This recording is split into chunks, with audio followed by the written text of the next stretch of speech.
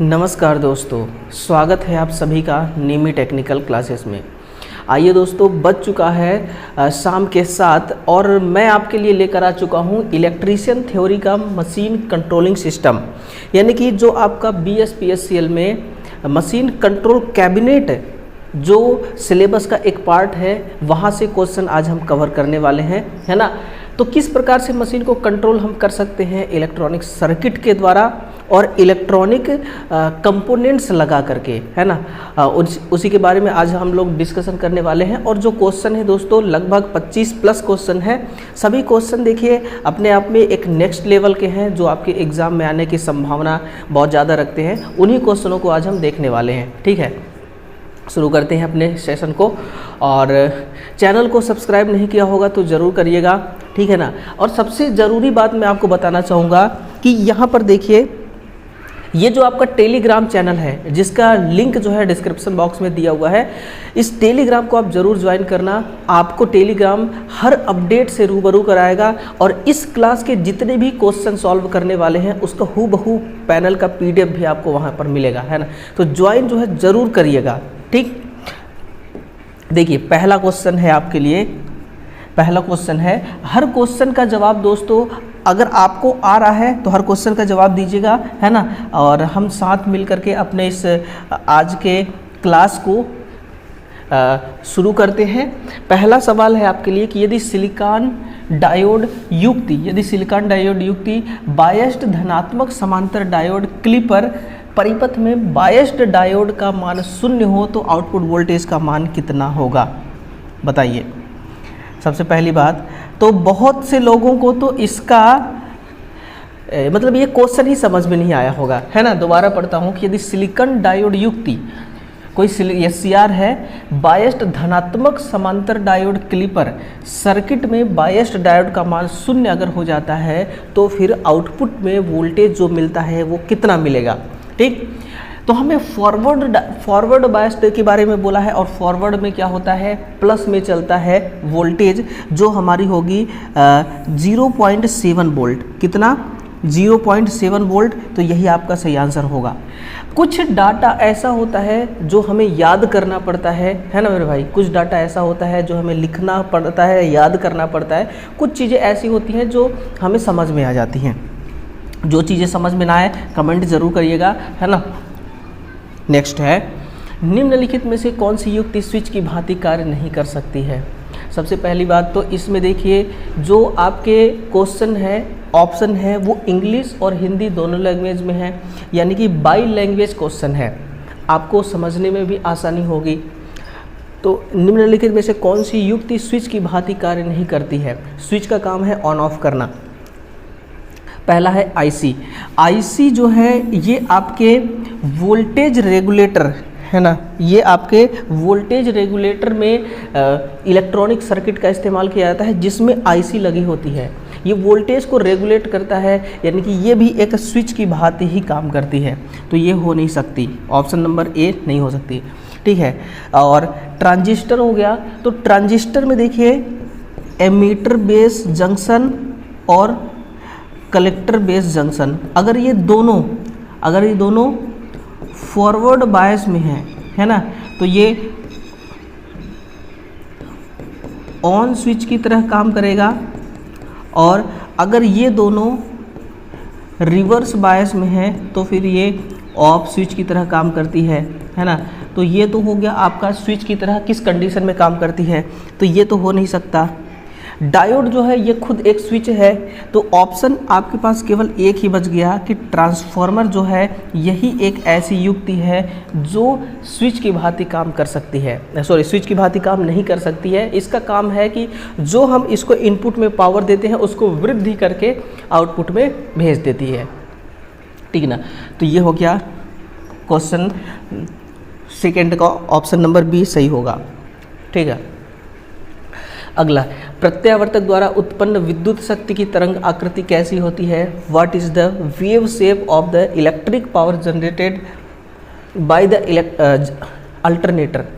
Alternator जो है ये जब विद्युत वाहक शक्ति जो है ये उत्पन्न करती है, उसका वेव फॉर्म कैसा होता है।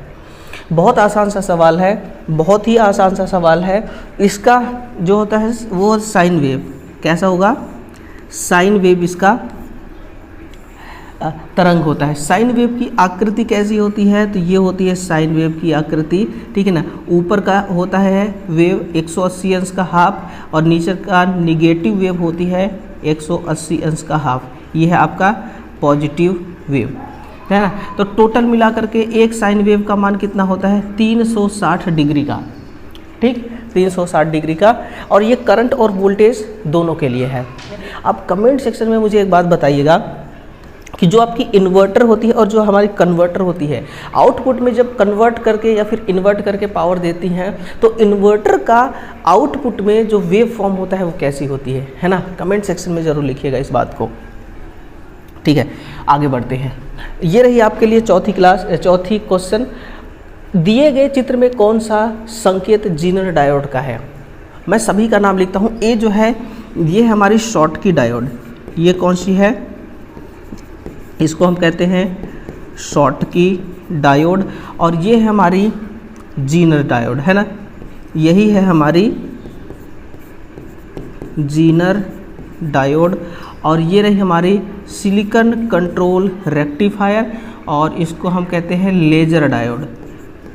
ये हमारी लेज़र डायोड है ना, ये हमारी है laser diode, SCR Zener diode, और फिर ये है शॉर्टकी डायोड। देखिए एक क्वेश्चन और पूछ सकता है आपसे कि भैया शॉर्टकी डायोड का जो फॉरवर्ड वोल्टेज ड्रॉप होता है ये कितना होता है, यानी कि फॉरवर्ड में जो वोल्टेज ड्रॉप होता है वो कितना होता है।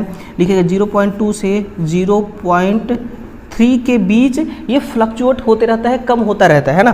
0.2 से 0.3 के बीच में ये कम होता रहता है। ये शॉर्टकी डायोड का फॉरवर्ड वोल्टेज ड्रॉप है। जीनर डायोड जो है वोल्टेज रेगुलेटर में इस्तेमाल किया जाता है।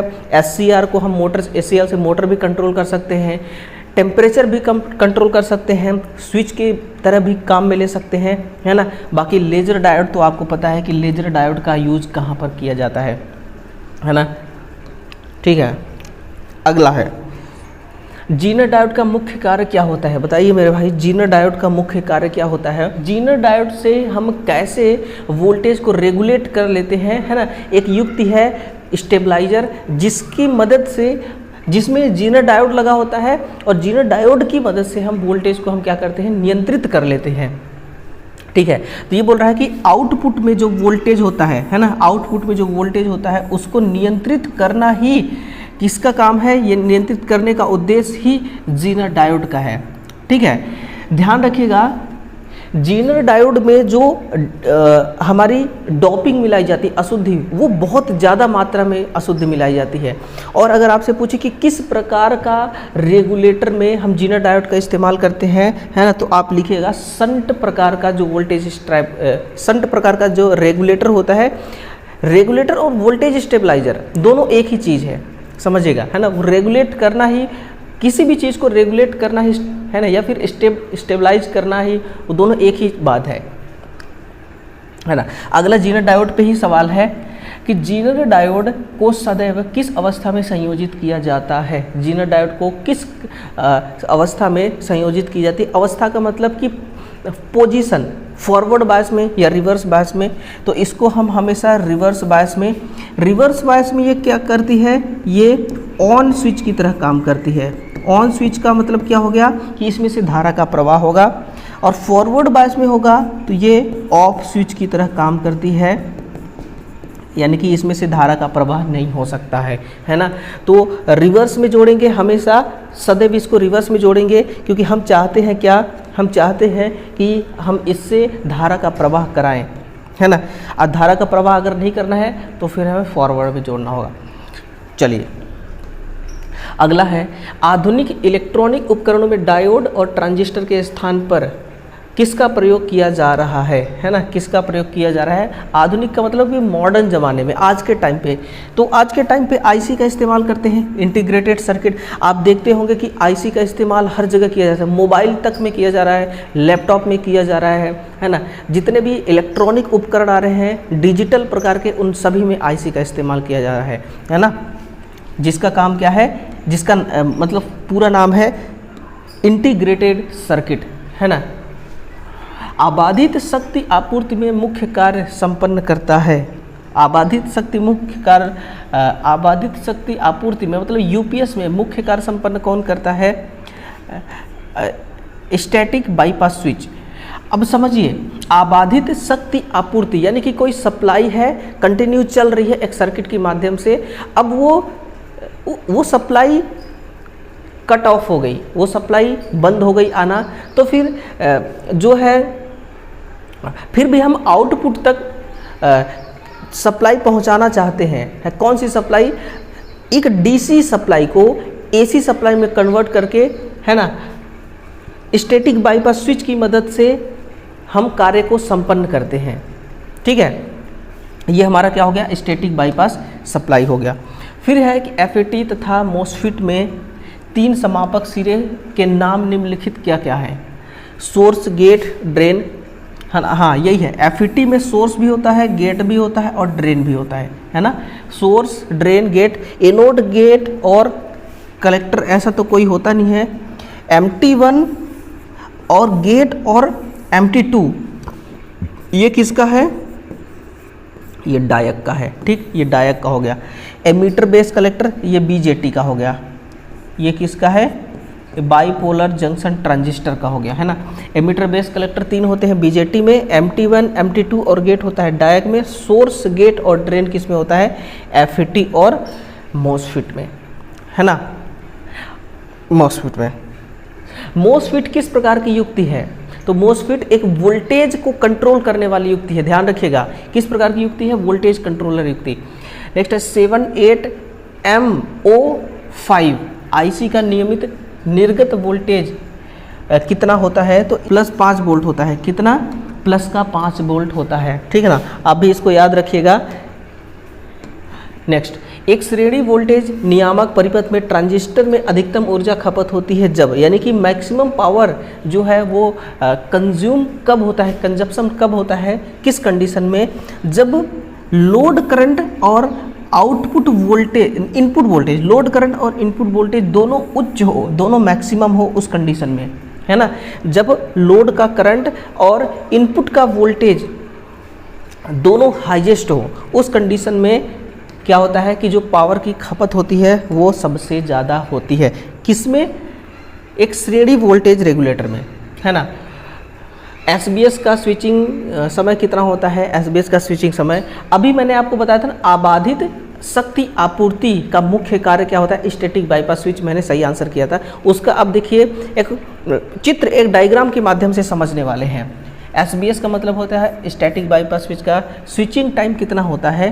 तो 1 माइक्रोसेकेंड। समझिए, यहाँ पर हमने क्या दिया? यहाँ पर इनपुट है, इनपुट यानी कि सप्लाई, हमने सप्लाई यहाँ से दिया, सप्लाई यहाँ से दिया, समझिए एसी सप्लाई दिया। कौन सा? एसी। और यहाँ पर आउटपुट है, और आउटपुट में भी कोई मोटर चल रही है, एसी मोटर चल रही है, या फिर कोई भी चल रही है, कूलर, पंखा, टीवी कुछ भी चल रही है जिसको एसी सप्लाई चाहिए। ये एक इन्वर्टर सिस्टम है। ये क्या है? इन्वर्टर सिस्टम, या फिर इन्वर्टर नहीं तो आप यूपीएस समझिए, है ना। ये समझिए, यहाँ से इनपुट गया, ये है रेक्टिफायर, एसी को डीसी में कन्वर्ट कर दिया। ठीक है, अब इस डीसी को हमने क्या कर दिया? इस बैटरी को दे दिया। ये बैटरी सोर्स बन गया किसका? इन्वर्टर का। यानी कि इन्वर्टर को इनपुट कहाँ से मिल रही है? अब इस बैटरी से मिल रही है जो कि डीसी है। अब इस डीसी को फिर से एसी में बदला गया इन्वर्टर की मदद से। अब आप कहेंगे सर शुरू में एसी है, फिर यहाँ पर हमने एसी में इसको चेंज कर दिया, तो हमें मतलब क्या मिला? मतलब ये मिला कि एसी जो था इसमें रिपल्स था, हार्मोनिक्स था, इसको हमें समाप्त करना था, तो ये हमने प्रोसेस किया। ठीक है, अब एसी आ गया, आउटपुट में एसी जाने दो, जिसको चाहिए वो यूज मिलेगा। अब एक टाइम ऐसा आता है कि लाइट चली जाती है। ये जो एसी सप्लाई है ये ट्रांसफार्मर की सप्लाई है। ये किसकी सप्लाई है? ये ट्रांसफार्मर की सप्लाई है। अब ट्रांसफार्मर क्या हो जाती है? स्विच ऑफ हो जाती है ना, स्विच ऑफ हो जाती है। तो यहाँ से सप्लाई जाना बंद हो गया, लेकिन फिर भी हमें इमरजेंसी के लिए इसे चलाना है। जो भी चीज़ चल रहा है यहाँ पर, मान लीजिए कूलर चल रहा है, इसको चलाना है। ठीक, तो अब क्या होगा कि इस बैटरीज में जो पावर स्टोर है डीसी, वो अब इधर आने लगेगी, इस साइड आएगी, और ये फिर डीसी को एसी, ये डीसी से एसी हो जाएगी। एसी, ये बाईपास जो स्विच है ना, इस स्विच की मदद से फिर से ये एसी यहाँ पर मिलने लगेगी। ठीक है, फिर इसकी मदद से यहाँ पर मिलने लगेगी। इसमें टाइमर वगैरह सब कुछ लगा होता है, देखिए टाइम के अकॉर्डिंग ये सब कुछ काम करता है, ठीक ना।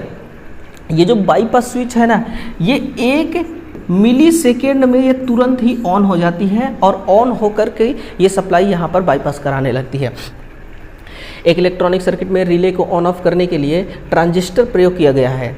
तब ट्रांजिस्टर रिले को बंद करता है तो आर पार एक उच्च वोल्टेज दिखाई पड़ता है। तो ट्रांजिस्टर को इस उच्च वोल्टेज से कैसे बचाया जा सकता है ना। तो सिंपल सी बात है, एक डायोड लगा दीजिए, है ना। क्या लगाना होगा आपको, एक डायोड लगा करके आप ये काम कर सकते हैं। उच्च वोल्टेज से कैसे बचा सकते हैं, डायोड लगा करके बचा सकते हैं। अगला 7815 आईसी स्विच, ये आईसी का नाम है ना। न्यूनतम अनियमित डीसी निवेश वोल्टेज कितना होना चाहिए, तो इसके लिए तो भैया आपको याद करना पड़ेगा, इसके लिए आपको याद करना पड़ेगा। 17 वोल्टेज इसका सही आंसर होगा और आईसी का नंबर याद कर लीजिएगा 7815, है ना। अब है 3 पिन नियामक आईसी के निर्गत सिरों के आर पार संधारित्र प्रयोग करने का मुख्य उद्देश्य क्या होता है। अब वैसे तो मैं आपको बता देता है इसका आंसर क्या होगा, लेकिन जब ये डायग्राम मैं आपको दिखाऊंगा, ये सर्किट दिखाऊंगा ना, तो आपको आपके दिमाग में ये चीज़ छप जाने वाली है, ठीक है। आंसर इसका होगा कि परिपथ की ऑन ऑफ अवस्थाओं में विकसित क्षणित दोलन को बाईपास करना। ये किसकी बात कर रहा है, ये एक कैपेसिटर लगी है, ये इनपुट कैपेसिटर है और ये एक कैपेसिटर है, ये आउटपुट वाली कैपेसिटर है। आउटपुट कैपेसिटर 0.1 माइक्रोफैरड की है आउटपुट और इनपुट वाली 0.33 माइक्रोफैरड की है, समझिएगा। इनपुट वाले का भी मैं बताऊंगा आउटपुट वाले का। तो सबसे पहले सवाल आउटपुट पर है, तो इसको सुनिए कि आउटपुट का काम क्या है। आउटपुट में जो लगे कैपेसिटर का काम है कि अनावश्यक जो दोलन है ना, अनावश्यक दोलन की उत्पत्ति को रोकना ही इस कैपेसिटर का काम होता है। यानी कि बेवजह का जो ऑसिलेशन जनरेट हो रहा है उसको रोकना इस कैपेसिटर का काम है। और इस इनपुट वाले कैपेसिटर का क्या काम है, इसका काम है कि जो रिपल्स रेगुलेशन है, रिपल्स को रोकना, रिपल्स रेगुलेशन को रोकना, है ना। तो दोनों का मैंने आपको बता दिया कि रिपल्स रेगुलेशन को रोकता कौन है, ये वाली कैपेसिटर जो 0.33 माइक्रोफैरड का है, और ये वाली कैपेसिटर का क्या है, अनावश्यक दोलन की उत्पत्ति को रोकना, ठीक है ना। अब ये है आपका वोल्टेज रेगुलेटर में लगा हुआ आईसी, ये है आईसी, ठीक है ना। ये इसका पूरा ब्लॉक डायग्राम कंप्लीटली बना हुआ है, ठीक। चलिए आगे बढ़ते हैं। श्रेणी वोल्टेज रेगुलेटर प्रतिपथ में जीर्ण डायोड का प्रयोग करने का मुख्य उद्देश्य क्या है। तो इनका मुख्य उद्देश्य होता है कि निवेश वोल्टेज को नियमित करना, है ना। निवेश वोल्टेज को श्रेणी नहीं, ये होगा श्रेणी पास ट्रांजिस्टर की बेस बायस को नियमित करना, है ना। ये क्या करता है, श्रेणी पास ट्रांजिस्टर की, क्योंकि श्रेणी वोल्टेज रेगुलेटर है तो श्रेणी पास ट्रांजिस्टर की बेस बायस को नियमित करना ही, है ना, इसका मुख्य उद्देश्य होता है। चित्र में दर्शाए गए प्रतीकों का सूची में दिए गए नामों के साथ पहचान कीजिए, मतलब कि नाम दीजिए इनका, बताइए। तो ये तो है डायक, है ना, मैं बता सकता हूँ ये है डायक, ये क्या है, डायक है, और ये है एलईडी, है ना। एलईडी यहाँ से देखिए ये प्रकाश इस तरह से बाहर जा रही है, ये है एलईडी, और ये है फोटो डायोड, ये क्या है, फोटो डायोड, और ये तो हमारी एससीआर हो गई, सिलिकॉन कंट्रोल रेक्टिफायर, और ये है पीएनपी ट्रांजिस्टर, और ये है एनपीएन ट्रांजिस्टर, है ना। एरो का निशान बाहर जा रही है एनपीएन, इसमें एरो का निशान अंदर आ रही है तो PNP, photo diode, SCR, LED, diac, सभी के नामकरण हो गए, ठीक है, सभी के नामकरण हो चुके। आगे है एसएमपीएस किसका पूर्ण रूप है। एसएमपीएस किसका पूर्ण रूप है ना। इसका नाम होता है स्विच मोड पावर सप्लाई, इसी का ये पूर्ण रूप है ना। एसएम जो है ये पूर्ण रूप किसका है, स्विच मोड पावर सप्लाई का, यही इसका क्या है, पूरा नाम होता है। IGBT की धारा वहन क्षमता कितनी होती है, तो ये इसका धारा वहन क्षमता देखिए 10 से 50 एम्पियर होती है। IGBT का मतलब क्या होता है, इंसुलेटेड गेट बाइपोलर ट्रांजिस्टर। और जो इसका गेट वाला टर्मिनल होता है ना, उस टर्मिनल का जो रेजिस्टेंस होता है, इम्पीडेंस जिसको हम कहते हैं, वो इम्पीडेंस का मान बहुत ज़्यादा होता है, इसलिए उसमें से करंट प्रवाह हो नहीं पाता है, ठीक है ना। और गेट जो है ये एक इंसुलेटर की तरह काम करती है, इसीलिए आई का मतलब हो गया इंसुलेटेड गेट। गेट कैसा है, इंसुलेटेड है। हाई इम्पीडेंस होने के कारण धारा का प्रवाह नहीं हो पा रहा है, तो इंसुलेटर की तरह काम करने लगा। मोसफेट तथा बाइपोलर ट्रांजिस्टर जो कि सामान्य एनपीएन अथवा पीएनपी प्रकार का हो सकता है, उस ट्रांजिस्टर की मतलब कि ये किस प्रकार का किस्म है, ट्रांजिस्टर की IGBT एक संकर किस्म है, ठीक है ना। IGBT यानी कि मोसफेट को मॉडिफाई करके, है ना, या फिर सामान्य प्रकार का जो बाइपोलर ट्रांजिस्टर है जैसे एनपीएन पीएनपी, इन सभी को मॉडिफाई करके हम IGBT का निर्माण करते हैं। और जो IGBT है दोस्तों, ये क्या है, मोसफेट और इन दोनों का क्या है, हाइब्रिड किस्म है। कैसा है, हाइब्रिड किस्म है ना। समझिए, उपकरणों का अनुप्रयोग से मिलान करिए। हस्तचालित वोल्टेज स्थिरक, हस्तचालित वोल्टेज स्थिरक क्या हो जाएगा, सिलाई मशीन। क्योंकि जो सिलाई मशीन है इसके है ना इलेक्ट्रिक वाली, उसमें वोल्टेज कंट्रोल कैसे करते हैं, हाथ उसको मतलब हाथ से हस्तचालित वोल्टेज रेगुलेटर इस्तेमाल करते हैं, है ना। फिर स्वचालित वोल्टेज रेगुलेटर, ये है आपका रेफ्रिजरेटर में, ये अपने आप वोल्टेज को कंट्रोल करती है। वोल्टेज रेगुलेटर जो है मोबाइल फ़ोन में नहीं, वोल्टेज रेगुलेटर कंप्यूटर प्रचालन में या मोबाइल फ़ोन में। SMPS जो है ये तो यहाँ पर लगती है ना, कंप्यूटर प्रचालन में। और UPS के लिए ऑप्शन नहीं है, तो मैं यहाँ पर लिख दे रहा हूँ UPS के लिए। देखिए UPS के लिए क्या हो सकता है कि कंप्यूटर प्रचालन में ये तो हो गया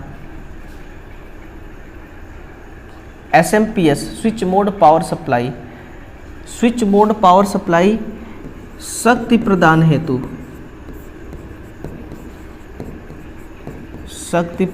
हेतु, ठीक है ना। ये काम किसका है, तो ये काम है आपका, देखिए UPS का तो हो गया कंप्यूटर सिस्टम, SMPS का हो गया ये, है ना। वोल्टेज रेगुलेटर बचा एक ही, मोबाइल फ़ोन। थोड़ा सा डाउट लग रहा है मेरे को, वोल्टेज रेगुलेटर मोबाइल फ़ोन में किस में होता है, कौन से मोबाइल फ़ोन में। देखिए A का है 4 और B का है 3, ठीक है ना। किस में है, A का है 4, ये रहा ऑप्शन C। देखिए A का 4, B का 3, C का 2 सही हो गया, है ना। D का 1 और ये 5, E का 5, यही सही है हमारा, सही है ना। इसी प्रकार से होगा, ठीक है। ये टोटल उपकरण है और इनका यूज कहाँ पर किया जाता है, ये पूछा गया था, ठीक।